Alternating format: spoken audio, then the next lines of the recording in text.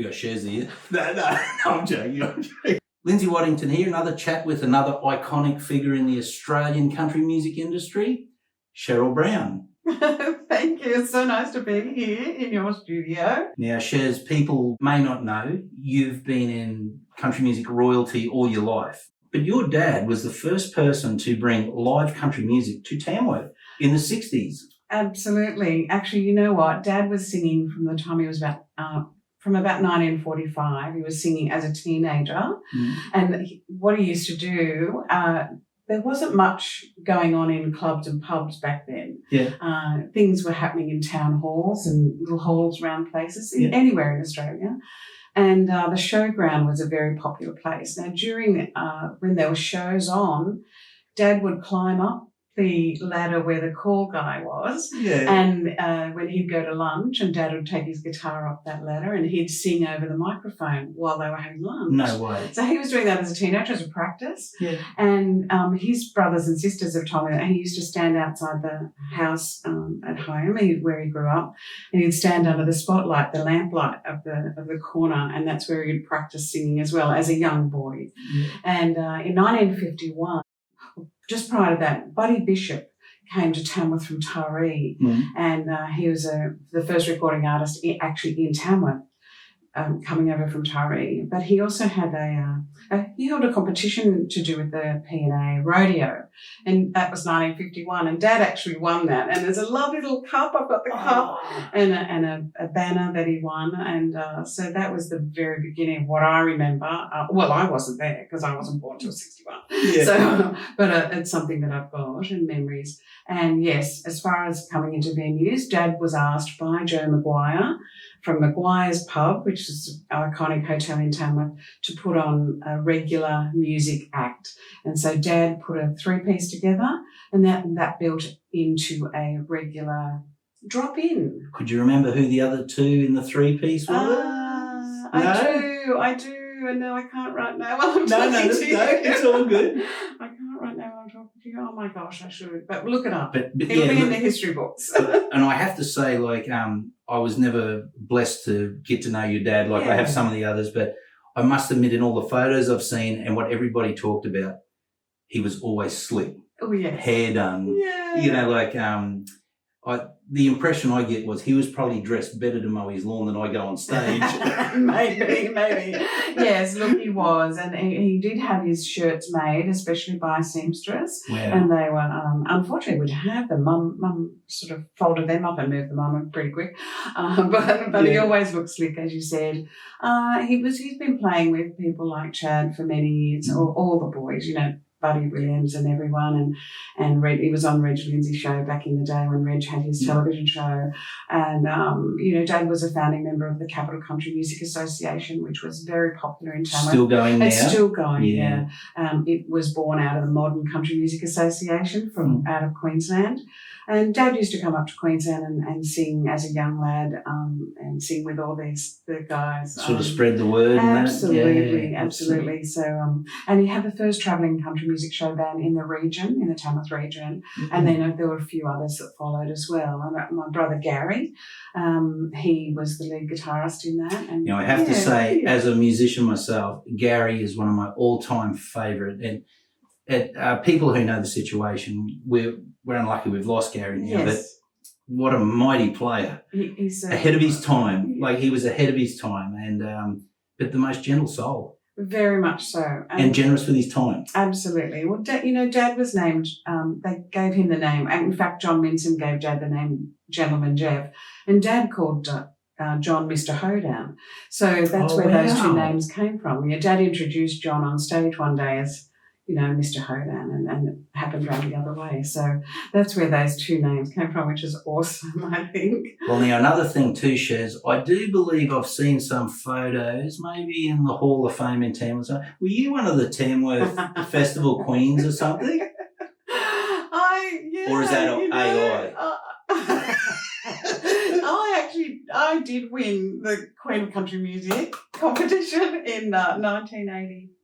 I think. Really? The late June Smythe, who owned the Long Yard Hotel in Tamworth, she had a girl in the Quest, Yes. Because they used to sponsor girls, different businesses in the town, and she had one girl, and this girl didn't want to do it anymore, and they were a week out of going to the competition, and she rang me up, Shazza, will you go in the competition and we'll sponsor you and all that, and I was working at Radio 2DM at the time, and I wasn't sure whether I was allowed to, because they were organisers of the whole festival back in the day. Anyway, I did. I went in it and turned up and won on the night. It was a lot of fun. But look, I don't really have too much claim to fame, but what I do have is I'm very grateful to have been born into the family and to love music. I've loved all sorts of music. Mum and Dad, raised us to love music, whatever we chose. I knew I always wanted to be around it, so I was lucky to do that. So 2TM was where I was. I got it was employed by Max Ellis, who was one of the 5 founding members of the festival, and the official festival started in 1973, as you know. Tamworth was it was announced 1969 country music capital. So it's been going for a very long time. You would have to say, Shez, like I was lucky enough to live in Tamworth for about 10 years, and through different things we've moved to the Gold Coast with music, but I have to admit Tamworth, and I could be wrong, but the Country Music Festival has put it on the map. Like without that, it would have just been another town. Is that fair to say? 100%. Yeah. Absolutely. And Tamworth's got so much more than just country music. Oh, yeah. But you're absolutely right. It did grow because of the country music and the tourism that came from it.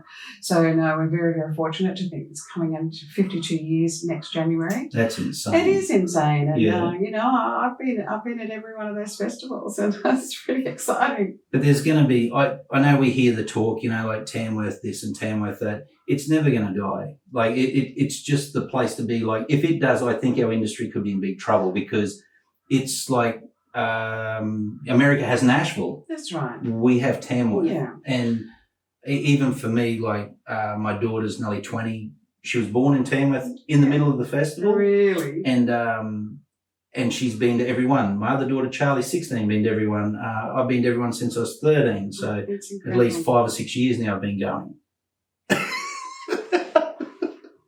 Or maybe. Whatever. A few years. You're dreaming. But the thing is with it, for anybody in the industry, there is no other place to be in January at that time than Tamworth, I believe. Yeah, and I think the magic word is industry. Obviously it's for the fans, but industry, we wouldn't have an industry if we didn't have Tamworth, I don't believe. No. So it's grown the industry. It's allowed us to have one. Doesn't seem to be other industries as big as ours in any other genre of music. It has created that, and it's come out of things by this Country Music Association of Australia being born. We had the Capital Country Music Association. The Tamworth Songwriters Association was created. Absolutely. The Australian Bush Balladeers Association was created. Yeah. There's been and everybody's welcome, aren't they? Yeah, everyone is welcome. And new talent is so important. I mean, when 2DMs, they just kept adding to all the things. They wanted to keep growing. And I'm currently the coordinator of StarMaker and have been for 20 years. And that's now coming up to its 44th year coming up in January. And that's what they did. They thought, how are we going to create an interest for young people to come along? So they thought, well, let's do a competition, and that's fine. So they did that and made that, it's currently known as Australia's biggest country music competition. StarMaker is amazing. It is absolutely amazing. And how I know we're so grateful to you and what you do. You're just so generous, giving what you do to the to each annual winner over the past few years, and they're so grateful to you as well. I mean, they got the seat out of their pants, some of them, when they win the competition, and they don't win a cash prize, and your generosity is really, really very welcome. Well, thank you, Shez. Well, just for some of the people around the world who's following the channel, and that this might blow their mind, but just name a couple of people that they may have heard of who's won StarMaker and been a beneficiary of this in Tamworth.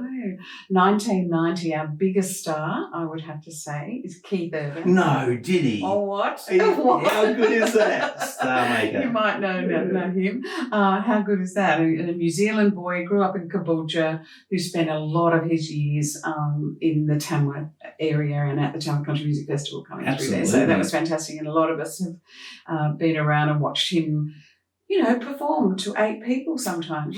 He's a done benchmark. He's done what everybody's done. Lee Kernaghan, OAM, James Blundell, Becky Cole, Gina Jeffries, Travis Collins, Lynn Botel. So it's got street cred, that's what you're saying. Cred, I think. And we've got the great new ones that people, because the young ones coming along look up to the most recent young ones, I think. Yeah. So we've got Kaylee Bell doing so beautifully well. And who did I say? Travis Collins. We've got Max Jackson from last year, who's fantastic. Lauren Ryan is the current winner. She's actually a Tamworth girl.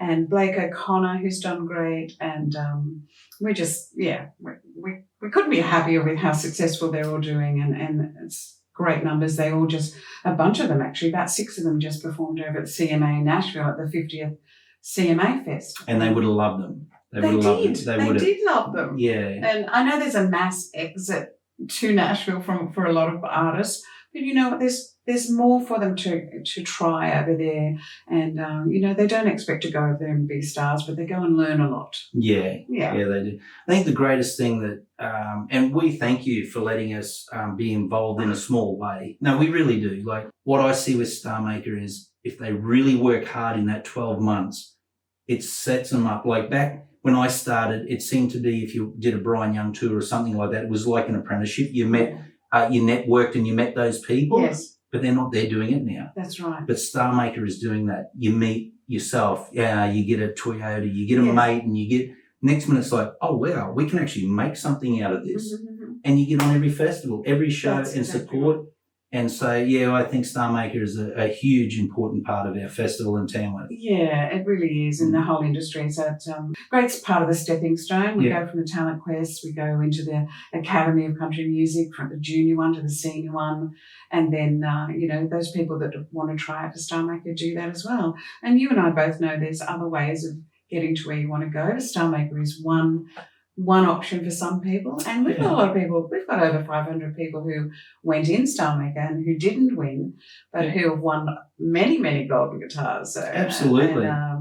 There's a lot of ways to get where you want to go. And that StarMaker concert, like once again, correct me if I'm wrong, it would bring an attention.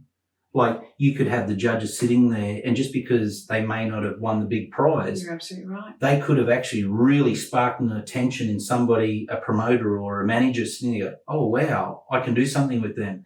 So it's a really great thing. It's exactly what happens for many people. It's really great. Yeah. So just signing off, Shez, you're still working hard there for the council and for the festival, and you're going to keep going? Absolutely, just for a little bit longer. For the past 5 years I've been working for Tamworth Regional Council and in the country who do a wonderful job. Yeah, and the country music and events team. So I'm the editor of Country Music Capital News, which is a country music magazine that's been going.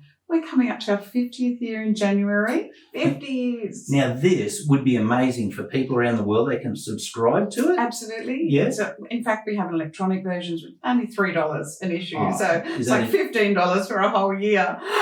So you can get it in your email inbox, and you can also get a magazine, an actual printed magazine. We're still doing those. So 6 a year, and it's only $30 for those. So yeah, that is so good. So get on it. Yeah, absolutely. And it's not just about Australian country music. We feature the festivals that are on and all the different artists, all the genres, and I love being a part of everybody's career and just watching what everybody does. Yeah, terrific. Well, you've become like the unofficial mother of all the artists, and I have to say, Shez, thank you very much on behalf of us, you've been always a great supporter of us, our studio. And, without that, sometimes it'd be hard to keep going. Oh, thank you so much. But thank you also to the council and Tamworth and the festival, everything. The whole package is just amazing. We all work together. It gives us something to work to for the year. It gives us something to aspire to. We've got something to achieve. Yes, but thank you for everything you do. You do a hell of a lot. And your family, like we said earlier, your mum and dad. Absolutely. Mum's been brilliant. Yeah, so they helped bring a lot of starving musicians through meal times and that, and get them back out on the road. You're absolutely right. You've nailed that one. Yeah. My younger brother's a soundie, and my older brother's been a mentor to me too. So yeah, it's all in the family. It's fantastic. Thank you. Thanks, Shez. Thank you so much. We'll see you next time. Thanks, everyone. Hope you all enjoyed today's episode. For more episodes, you can check out my YouTube channel or the podcast app and follow my social media at Lindsay Waddington Music. See you all down the track somewhere.